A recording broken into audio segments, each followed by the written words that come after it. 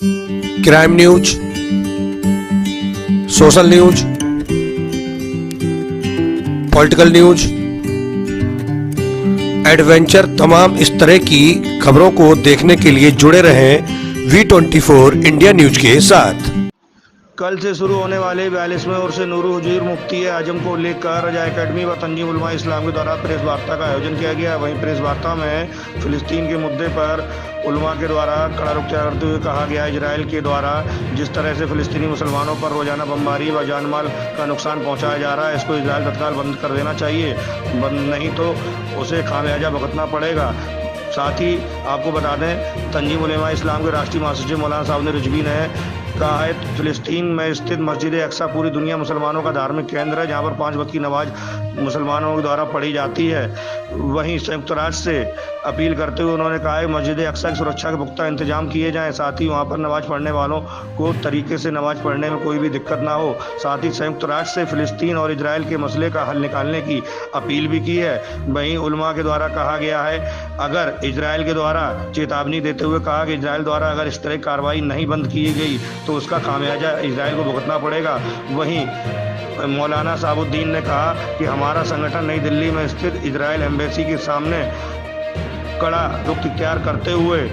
وہاں پر گروہ پردرشن بھی کرے گا، اور ساتھ ہی یہ مدعا کل ہونے والے مفتی اعظم ہند کے عرس نوری میں بھی علماء پرمکھتا سے اٹھائیں گے۔ وہاں منایا جائے گا۔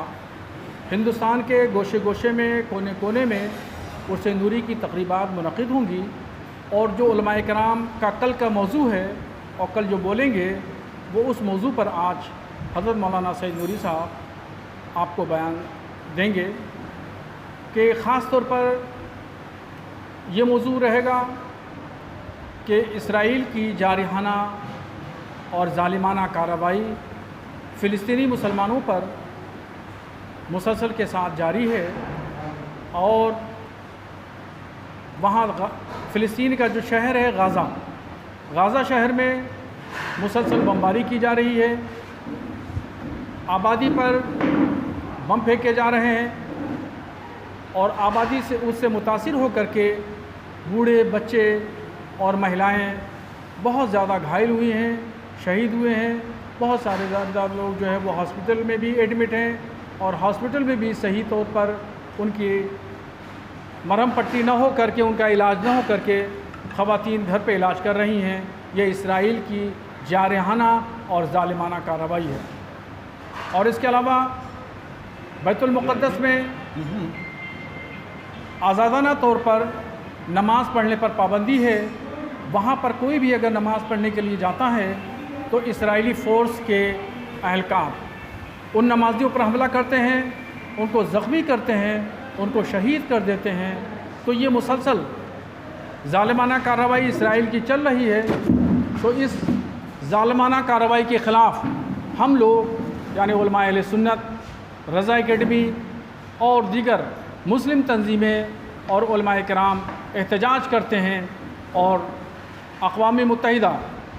یعنی سنیکت راشٹر سے ہمارا مطالبہ ہے کہ فلسطین میں ظالمانہ کارروائی اسرائیل کی فوری طور پر روکی جائے، اور اگر اس ظالمانہ کارروائی کو اسرائیل نہیں روکنے میں ناکام رہتا ہے تو اس کا خمیازہ اسرائیل کو بھگتنا پڑے گا۔ پھر ہندوستان کا مسلمان اپنے اس مقدس اور متبرک مسجد اقصی کی بازیابی اور وہاں کے لوگوں کے تحفظ اور ان کے عظمت اور وقار کے تحفظ کے لیے سراپا احتجاج بنے گا، اور اسرائیل کی ایمبیسی جو نئی دلی میں ہے اس کے سامنے زبردست احتجاجی مظاہرہ کیا جائے گا۔ ہم اپنی حکومت کے مادھیم سے یہ مانگ کرنا چاہتے ہیں اقوام متحدہ سے کہ فوری طور پر پابندی لگائی جائے اور اسرائیل کی ظالمانہ کارروائی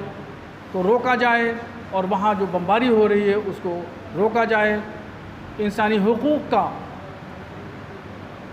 حقوق کو پامال کیا جا رہا ہے، اور بین الاقوامی اصولوں اور ضابطوں کے خلاف کام کیا جا رہا ہے، اس لیے UN ترنت پابندی لگائے۔ اب میں حضرت مولانا سید نوری صاحب سے گزارش کروں گا کہ وہ حضرت اپنا عندیہ اور اظہار خیال فرمائیں گے۔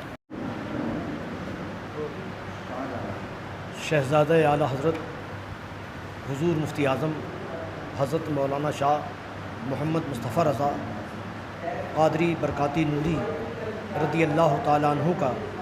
42واں سالانہ عرس مبارک جو ہے وہ کل بروز جمعہ 14ویں شب محرم الحرام کی کل 14ویں شب ہے. پورے ملک ہی نہیں بلکہ انشاءاللہ تعالیٰ بین الاقوامی سطح پر یہ عرس منایا جاتا ہے. یہاں تک کہ حضور مفتی اعظم کے جو خلفاء ہیں وہ مدینہ منورہ میں بھی ہے، مکہ معظمہ میں بھی ہیں، اور دنیا کے افریقہ، موریشیس اور دنیا کے مختلف مقامات پر ان کے مریدین اور خلفاء ہیں. وہ انشاءاللہ تعالیٰ کل بڑی شان و شوکت کے ساتھ حضور مفتی اعظم کا عرس منائیں گے. یہاں بریلی شریف میں بھی کل بہت ہی شاندار طریقے سے حضور مفتی اعظم کا عرس مبارک منایا جائے گا، اور یہاں میلاد پاک کا اہتمام ہوگا، واعظ و تقریر ہوگی، اور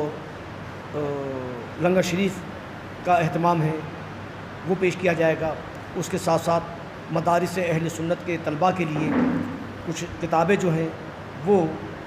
بہت ہی کم ہدیے پر ان کو دی جائے گی، اور کچھ انعامات بھی لائے گئے ہیں کہ جو عرس میں شرکت کرنے والوں کو پیش کیا جائے گا. عرس نوری کا پیغام